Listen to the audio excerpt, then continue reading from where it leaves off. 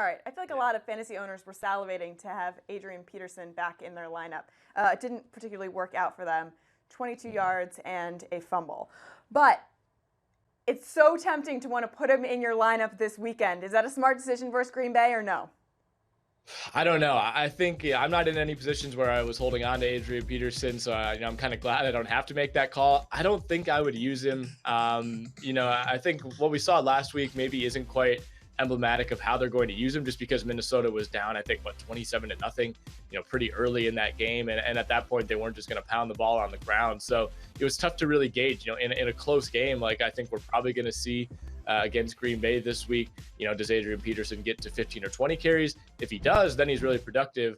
But at the same time, this is a guy that you talk to people or you hear people talk around that organization. They say, most people would have needed like another month or two to come back from this injury. Adrian Peterson is just such a freak, but you do have to wonder at some point, all the wear and tear that he's had with past injuries, coming back so early, even if he does get 15 carries, is he going to be running like vintage Adrian Peterson?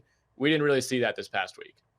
What about the running back on the other team there? Talking about Ty Montgomery, running back / wide receiver. What are your thoughts on him, especially for those who are playing for championships?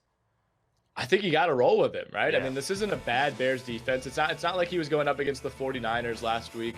I think he was incredible. I mean, that was the best performance of the season by a Packers running back.